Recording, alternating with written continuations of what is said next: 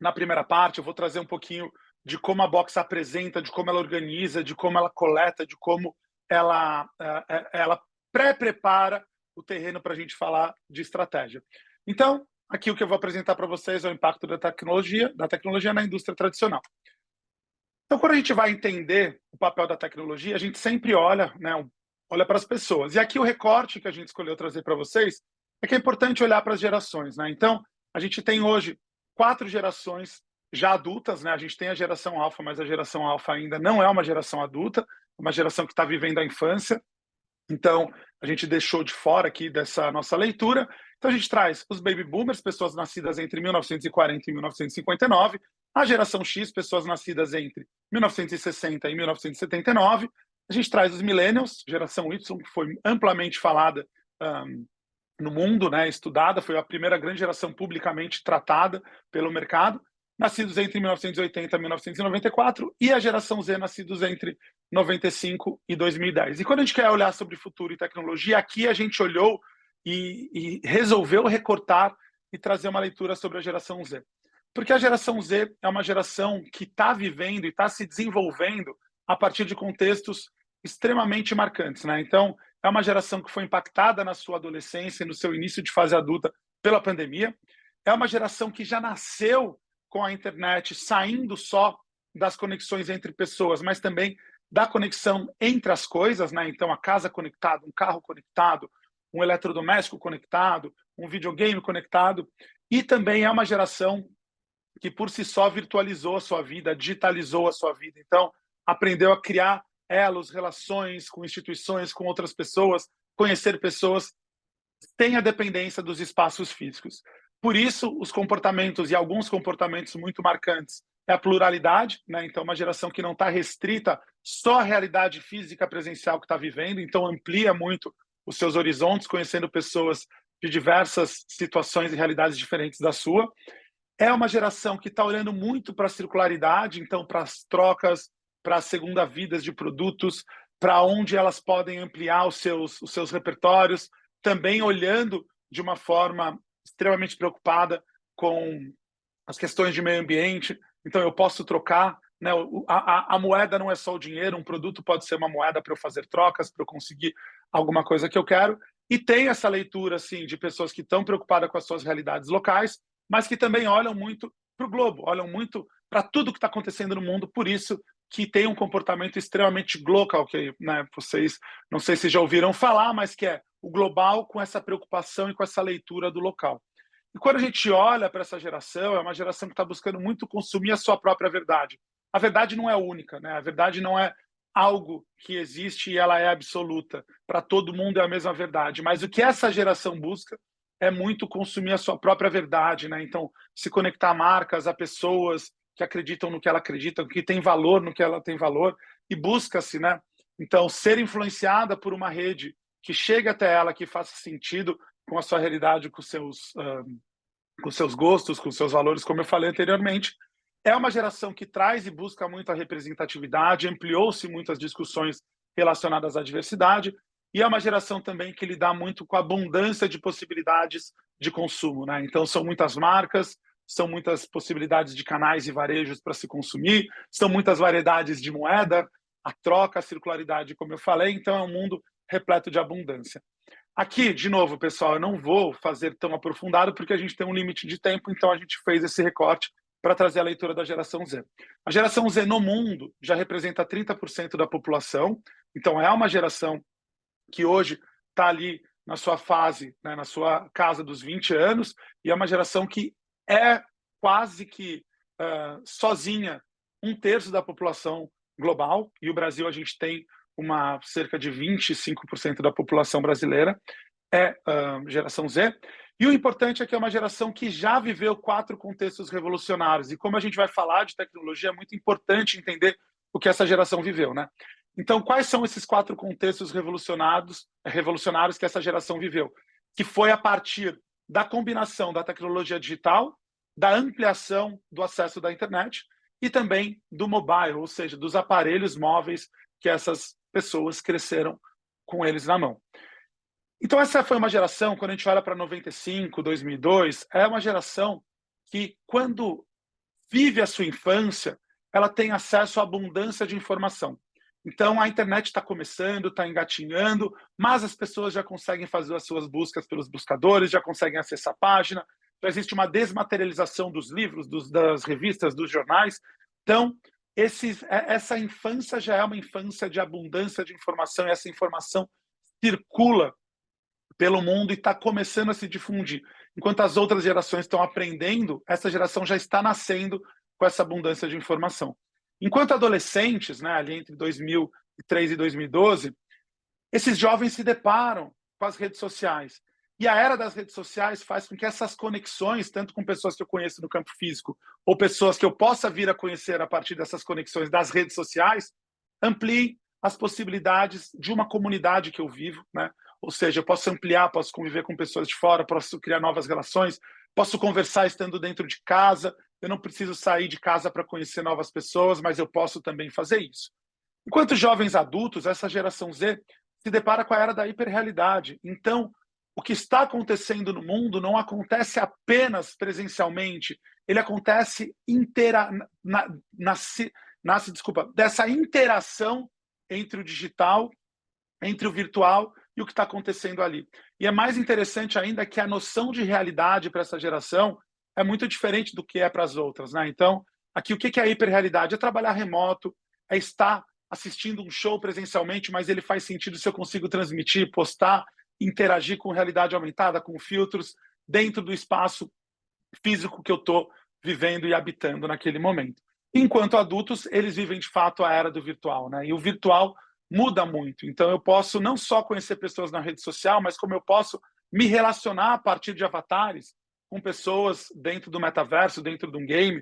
Eu posso virtualizar um atendimento médico, eu posso ir para uma clínica virtual.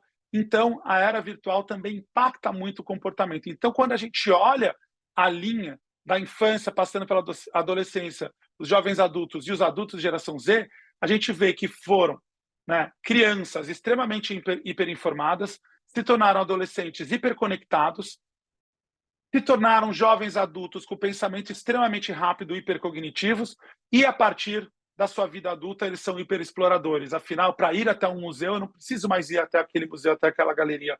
Eu posso explorar o Louvre, por exemplo, eu posso explorar o Guggenheim por uma experiência virtual, e isso me torna um hiperexplorador. E ainda tem muito mais por vir, porque a gente está falando agora de uma nova tecnologia, não tão nova, mas que vem impactando muito a vida de todos nós, e eu nem vou aprofundar nisso, porque isso por si só daria um outro curso, mas é a geração que vai viver e está se desenvolvendo com a inteligência artificial generativa, que está remodelando os parâmetros da criatividade no mundo de hoje. Porque o que a inteligência artificial generativa faz? Ela ajuda, ela acelera a criação de novas narrativas, de novas obras de arte, de novas músicas, de novos estudos. Então, aqui eu não vou, de novo, entrar na discussão do GenAI, né? Mas o que a Box cunhou, e esse é o nome que a Box trouxe para definir agora esses novos impactos geracionais que a gente está vivendo, que é a Gen Gen. O que é a Gen Gen? É a geração hipercriativa que está lidando com uma quantidade de dado e com uma quantidade de possibilidades de se gerar prompts e trazer novas criações que nenhuma outra teve acesso. Então, geração Z e geração alfa são as gerações que estão se desenvolvendo com a possibilidade, com as inúmeras possibilidades da inteligência artificial generativa. Só que o que é importante para a gente aqui, né? Então, de novo, eu estou construindo isso tudo, são informações que a gente vai coletando, vai analisando, vai detectando do que está acontecendo na sociedade, do que está acontecendo com as pessoas, do que está acontecendo com o consumo. E aqui a gente traz uma primeira leitura que é super importante, porque lembrando do tópico dessa aula, a gente está falando de indústria tradicional. E por que para a gente aqui é tão importante? Porque as três gerações que precedem a geração Z, ou seja, os baby boomers, a geração X e a geração Y, é o que a gente chama de adaptados digitais virtuais. Então, pessoas que se adaptaram a essas novas tecnologias. Eu, Henrique, me adaptei.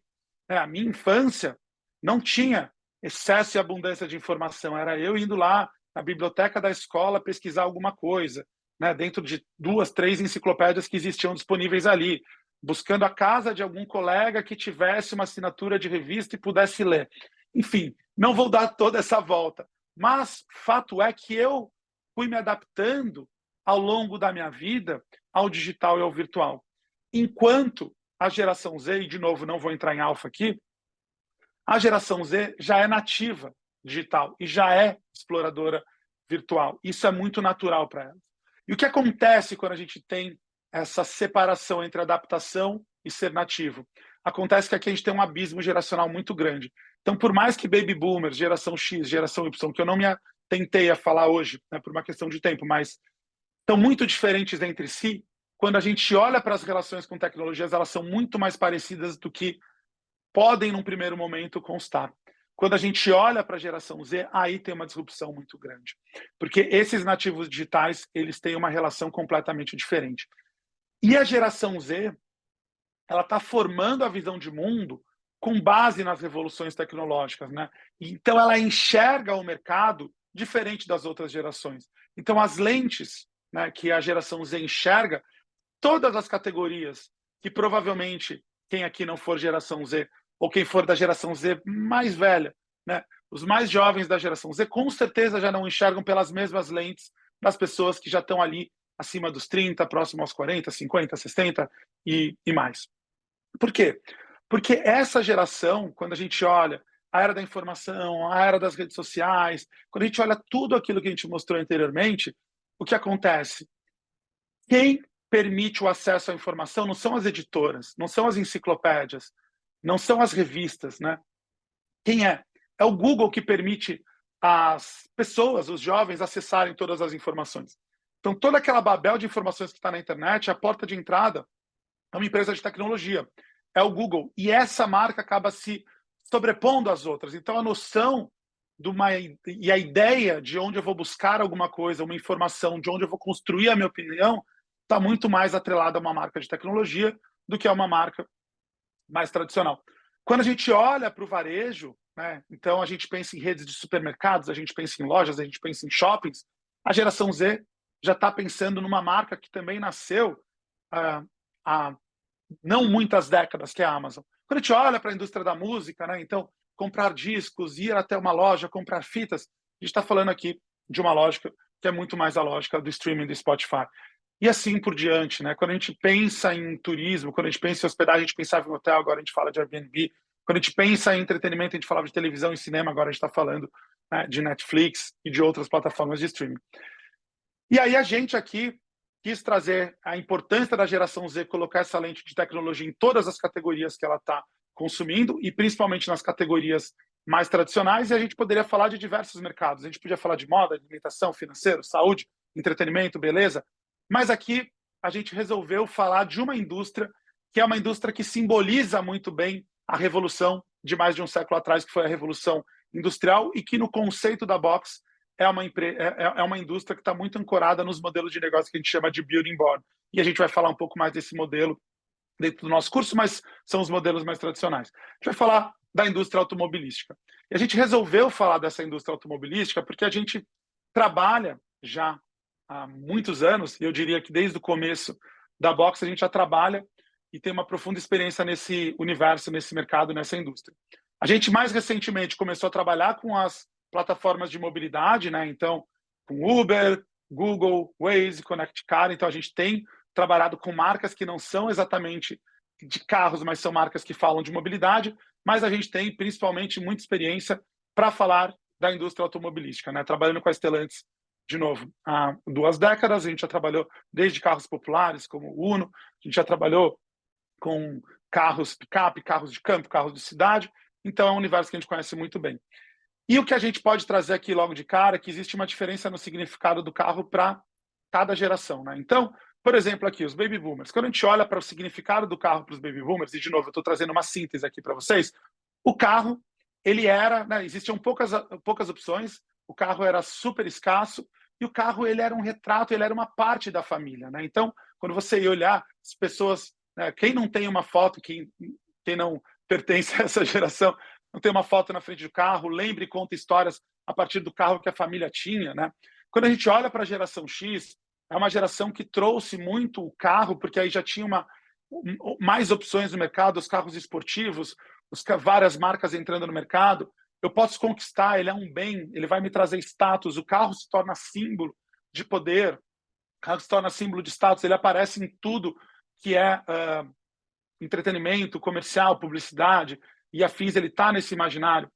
A geração Y, os millennials, eles problematizam o carro, eles determinam o carro como um grande vilão da sustentabilidade, eles trazem, vamos andar de bicicleta, aquele ideal de chegar no trabalho de bicicleta, vamos usar mais os transportes públicos, né? O carro é o grande vilão de emissão de carbono e afins.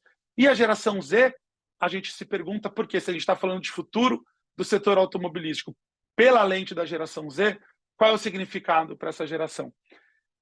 E aí a gente percebe logo de cara que uma marca de tecnologia, assim como, né, outras marcas de tecnologia subverteram a indústria tradicional, a Tesla iniciou uma mudança de paradigma na indústria automotiva, né? Então, a Tesla trouxe a tecnologia, não a tecnologia automotiva, vou falar um pouco mais disso também, mas a tecnologia no coração da categoria.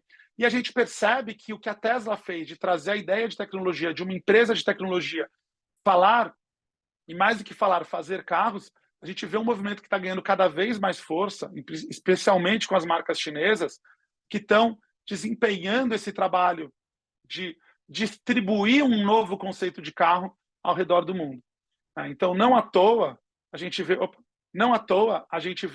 marcas que são puramente de tecnologia, inclusive são marcas de gadgets tecnológicos, como a Xiaomi, que faz laptops, faz tablets, faz smartphone, que começam a trazer e fazer o quê? O carro. E eles começam a entender que o carro é mais uma parte desses objetos tecnológicos, né? Então, o carro é uma parte desse ecossistema tecnológico.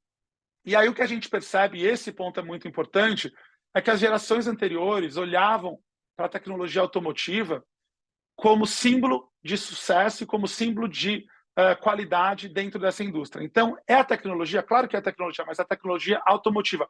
Quantos cavalos o motor tem, que tipo de combustível ele vai usar, que tipo de óleo ele vai usar, como é o pneu, tudo isso é fundamental e importante.